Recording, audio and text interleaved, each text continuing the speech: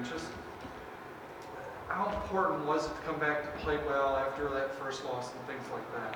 It was extremely important, man.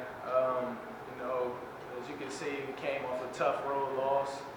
A lot of things we could have did better. There was a lot of good things that we did, a lot of bad things. But, coming into this game, we knew that it was important for us to play as hard as we can, even though we had some lapses where we could have did better as well tonight. But, I'm proud of our guys. We responded well, and at the end of the day, however you get the W, if it's bad or good, it's always good to, get that win at the end of the day.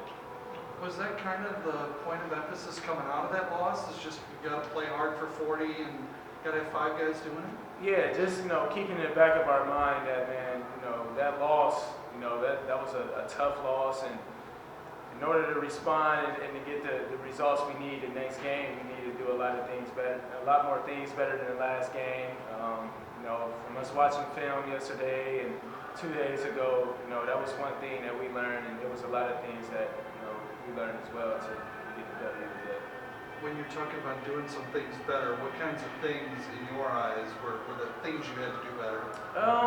Just rebounding, paying attention to small details, playing great defense for 40 more minutes or 40 plus minutes. And in order to win big games and to win close games, that's what you have to do. It's not always about the offensive, the skill or the offensive points. Being locked in defensively, paying attention to details, and playing hard for 40 plus minutes is, really get good things out of it. Jimmy, can you talk about the difference offensively of passing the ball compared to where you guys were at West Kentucky? I thought we were a lot more unselfish.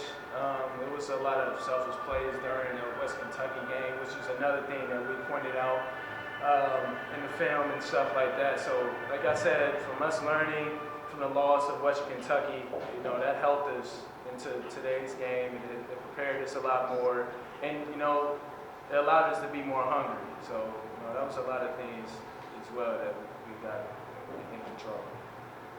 What would have been the big takeaway, if passing is the big takeaway offensively from Western Kentucky, what was the big takeaway defensively from that game? I think, it's really not too much. Defensively, we just, locked in and paid more attention to detail. We looked at a lot of guys from this team and just compared to last game and see what we can do differently, defensively, offensively, whatever. And, that was the big, huge difference in this game, as you can see. About the ability for you guys to work through some slow moments offensively, but maybe get a basket here or there to kind of counteract that. Our offense for the last few games has been, a little stagnant. It's kind of tough putting the ball in the hole sometimes, but, like I always been heard growing up playing basketball, the defense can never be off. Your effort can never be off. So in nights like that, when you're not shooting the ball as well, it's always a time where you can play defense and substitute that, that fall. So, we just, we got after it defensively at times, even though, we showed some lapses, like I said. Overall, I thought we did pretty good defensively. We had to rebound the ball a lot more better, but other than that, we played pretty good.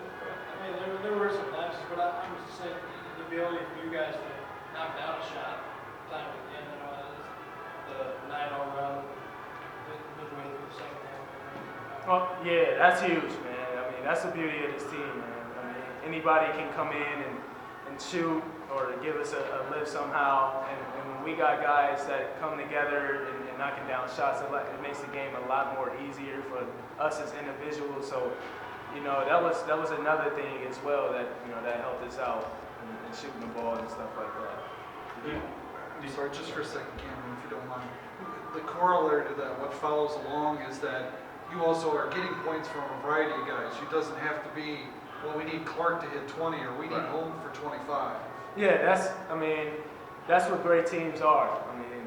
You got guys that can come off the bench and give you double figures, or when your starter's not doing as good as they should be doing, it makes it a lot more easier for the starters to get a rhythm because they don't have to work as hard as myself, for instance.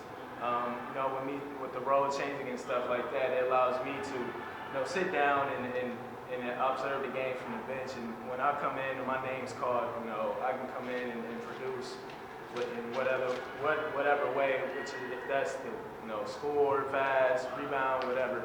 So, that's, like I said, that's the beauty of our team, man. We have guys that can put the ball in the hoop sometimes, and when one guy is off, the next guy is able to, substitute for that person that's on. So.